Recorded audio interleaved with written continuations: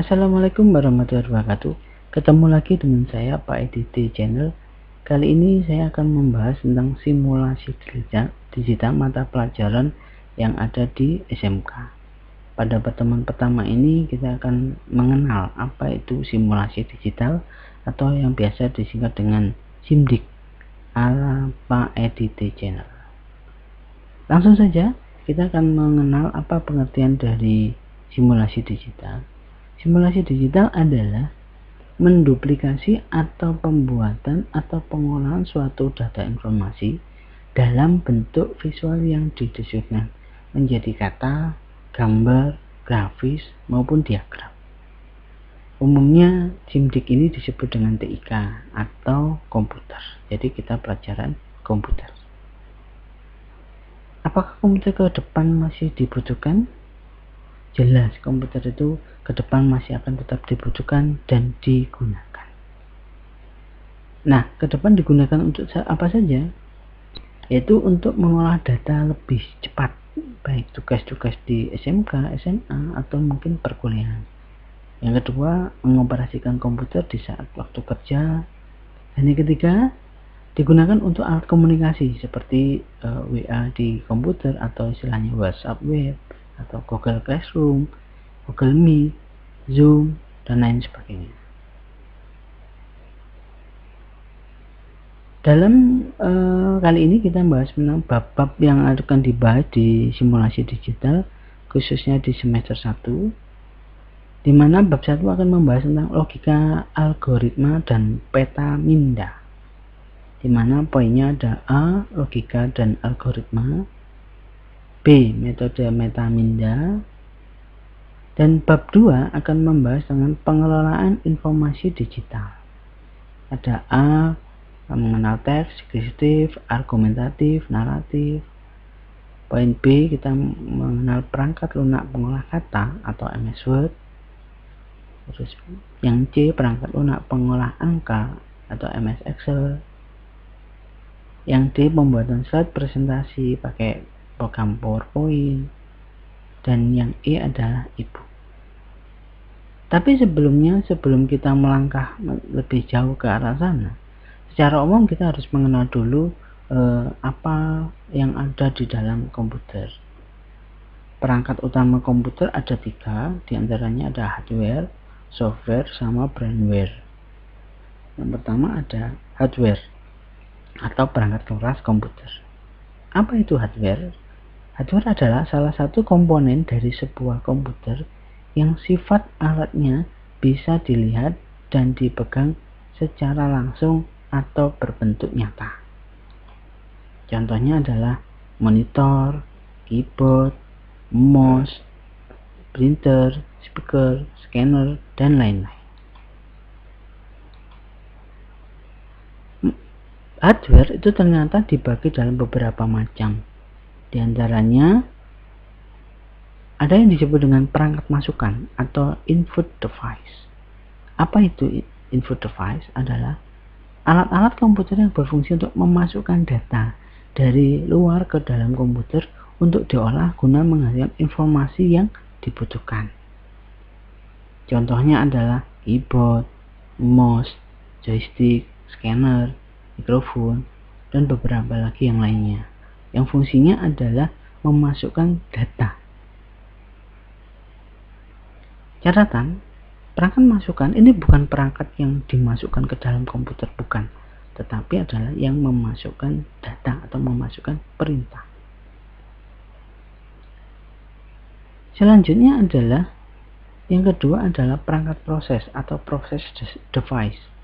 Perangkat proses adalah alat-alat komputer yang berfungsi untuk memproses data di dalam komputer. Biasa disebut juga dengan otak komputer.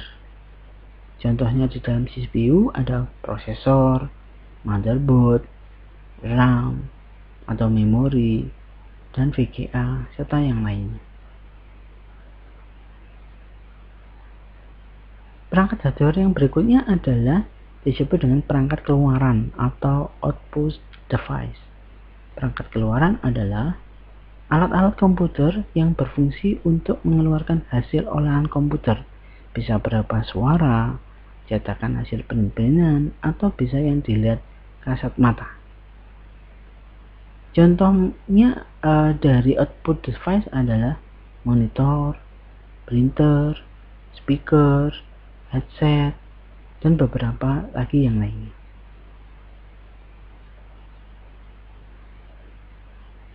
Catatan, peralatan keluaran ini bukan peralatan yang dikeluarkan dari komputer, bukan. Kayak flash disk, CD-ROM, itu bukan. Lanjut, perangkat yang berikutnya adalah perangkat penyimpanan atau backing storage. Apa itu perangkat penyimpanan? Yaitu alat-alat komputer yang berfungsi untuk menyimpan data di komputer. Contohnya seperti hard disk, flash disk, compact disk, CD, DVD.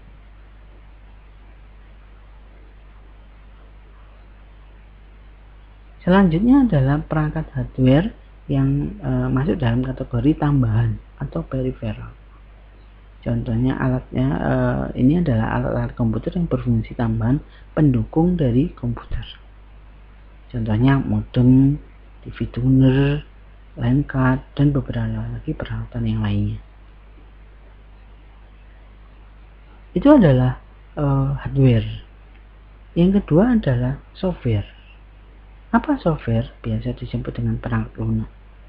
Software adalah suatu kumpulan beberapa perintah yang dieksekusi atau dijalankan oleh mesin komputer.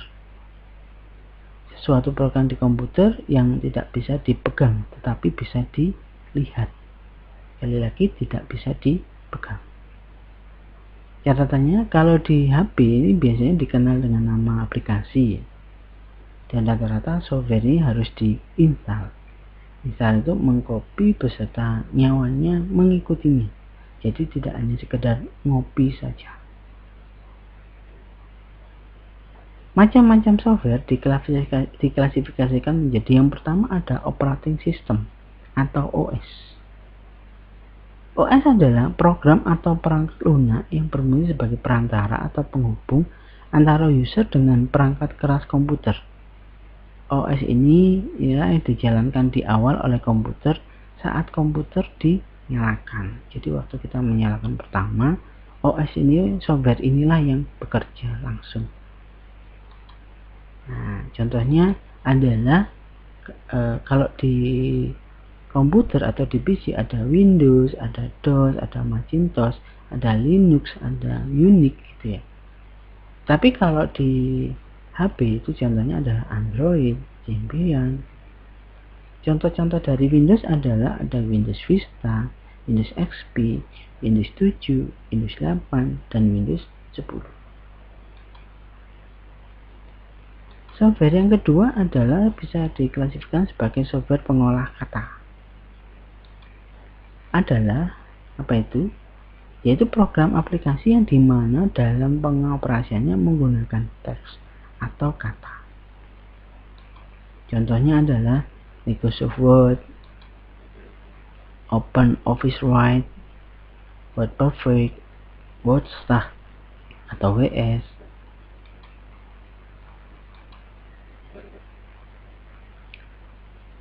Yang ketiga adalah software pengolah angka. Contohnya adalah yaitu program aplikasi yang berfungsi untuk bidang keuangan, pembukuan, atau melakukan perhitungan secara otomatis. Contohnya Microsoft Excel, Open Office Calc, Wordpro, Lotus 123. Yang keempat, software bisa dibagi dalam pengolah database, yaitu software yang program aplikasinya berfungsi untuk merancang dan membuat serta mengelola database. Contohnya adalah Microsoft Access, Workspro, DBase.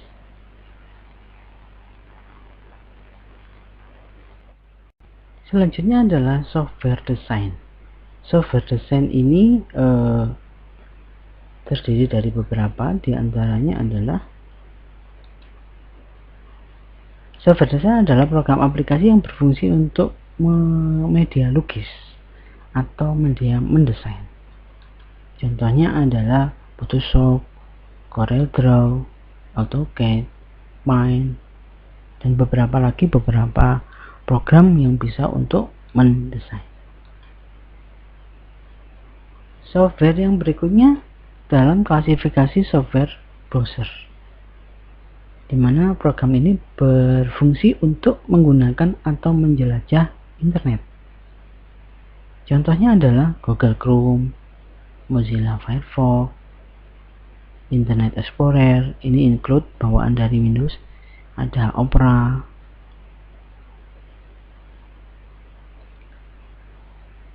Software yang berikutnya masuk dalam klasifikasi software multimedia, di mana program ini aplikasinya berfungsi untuk menampilkan file-file multimedia seperti video, lagu, MP3, dan lain-lain.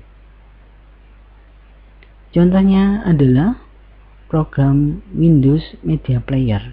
Nah, ini include pada bawaan Windows, GOM Player, VLC, Winamp, ada AVI, MP4, MP3, ada 3GP, ada MPEG. Itu adalah beberapa software untuk multimedia. Software yang berikutnya adalah software antivirus, yaitu program aplikasi yang berfungsi untuk menghilangkan atau menangkal virus-virus yang ada dan yang akan masuk ke dalam komputer, termasuk di flash disk. Berikutnya lagi adalah contohnya adalah Smadaf, Vira, AVG, ANSA. Nah, kalau tadi kita sudah mengenal software dan hardware, sekarang kita yang ketiga yaitu brandware atau usernya atau pemakainya. Contohnya adalah brandware adalah orang yang menggunakan atau mengoperasikan sebuah perangkat komputer. Pengguna komputer. Brandware dibagi dalam beberapa, diantaranya adalah 1. Operator komputer. Operator komputer adalah orang yang menggunakan komputer, yang memakai komputer dalam mengolah data melalui sistem yang berhubungan dengan komputer. Contohnya adalah kasir, akuntan, operator komputer, termasuk para siswa-siswa yang menggunakan komputer itu adalah masuk dalam kategori operator komputer, orang yang menggunakan komputer. Yang kedua adalah teknisi komputer, yaitu adalah orang yang maintenance atau memperbaiki tentang segala jenis permasalahan komputer. Contohnya adalah tukang servis komputer. Biasanya mereka sangat mahir di dalam hardware, juga mengenal juga dalam software. Berikutnya adalah programmer. Programmer adalah orang yang membuat aplikasi komputer sehingga dapat memudahkan kinerja manusia melalui program yang telah dibuatnya. Contohnya adalah tukang membuat program, buat game, dan beberapa software yang lainnya. Dan yang keempat adalah graphic designer, adalah orang-orang yang berkecimpung di dunia desain grafis dan mahir dalam membuat suatu objek animasi, seperti tukang edit foto, edit video, membuat animasi, dan lain sebagainya. Kiranya itu 3 perangkat utama, yaitu ada hardware, software, dan brandware. Terima kasih saya ucapkan. Mohon maaf jika ada kesalahan. Kita akan membahas lagi lebih dalam di pertemuan yang kedua mengenai isi di dalam CPU atau termasuk laptop juga. Jangan lupa tolong ini dilakukan secara gratis, yaitu diklik subscribe. Mungkin cukup sekian dari saya, kurang lebihnya saya mohon maaf. Saya akhiri. Assalamualaikum warahmatullahi wabarakatuh.